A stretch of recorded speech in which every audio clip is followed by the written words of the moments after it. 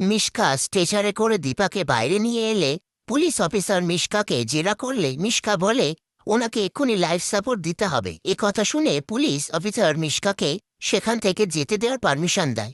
এদিকে সূর্য আর সাক্ষ্যদীপবাবু দীপাকে কেবিনে দেখতে না পেয়ে উত্তেজিত হয়ে পড়ে। এরপর রূপা দেখে নেয় মিশকা স্ট্রেচারে করে দীপাকে নিয়ে যাচ্ছে। সেটা দেখে মিশকার কাছে এসে কিছু একটা দিয়ে মিশকাকে আঘাত করলে মিশকা সেখান থেকে পালিয়ে যায়। তারপর সবাই মিলে দীপাকে দেখতে পেয়ে দীপার কাছে আসে। এরপর ডক্টর সূর্যকে বলে অনেকটা টাইম উনি লাইফ সাপোর্টের বাইরে ছিলেন, তাই ভীষণ অসুস্থ হয়ে কোমায় চলে গেছে। পাশ থেকে রূপা বলে তার মানে মা বেঁচে আছে, মায়ের সেন্স কখন ফিরবে? ডক্টর বলে এখনই কিছু বলা যাচ্ছে না, 10 দিনও টাইম লাগতে পারে, 10 মাসও, ও আবার 10 বছরও, আবার কোনোদিনও নাও ফিরতে পারে।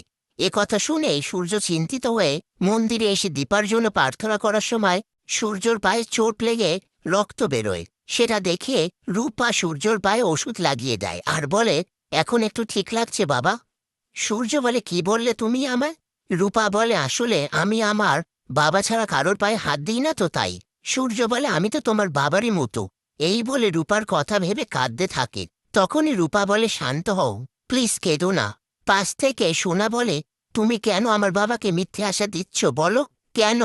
সেই মুহূর্তে সাক্ষ্যদীপবাবুর মা এসে সূর্যকে বলে দীপার ব্যাপারে ডাক্তারবাবু আপনার সাথে কথা বলবে। এ কথা শুনে সূর্য সেখান থেকে চলে গেলে সোনাও তার সাথে চলে যায়। তারপর সাক্ষ্যদীপবাবুর মা রূপাকে বলে কি হয়েছে? রূপা বলে শয়তানটা এখনো বেঁচে আছে, ওকে আমি একবার আঘাত করেছি কিন্তু ও আবারও আসবে শোধ নিতে। ওদিকে মিশকা মাথায় আঘাত লাগা অবস্থায় ডাক্তারের কাছে আসে স্টিচ করাতে, কিন্তু ডক্টর সময় নিলে মিশকা নিজেই স্টিচ করে নেয়। পরের দিন সকালবেলায় পুলিশ অফিসার ডক্টরকে বলে আপনাদের হসপিটালে তো পেশেন্ট রাখাই রিস্কি হয়ে যাচ্ছে। এসব কথার মধ্যে ডক্টর সূর্যের সামনে বলে ওনার যা কন্ডিশন ওনাকে অন্য হসপিটালে শিফট করতেই হবে, না হলে বাড়িতে রেখে ট্রিটমেন্ট করাতে হবে বন্ডে সই করে। এ কথা শুনে সূর্য বলে আমি সই করব। এই বলে সূর্য বন্ড পেপারে সই করে দেয়। এরপর স্ট্রেচারে করে দীপাকে সবার সামনে আনা হলে সূর্য বলে খুব কষ্ট পাচ্ছ না দীপা তুমি? এবারে আমরা বাড়ি যাব। তখনই রূপাকে মিশকা ফোন করে।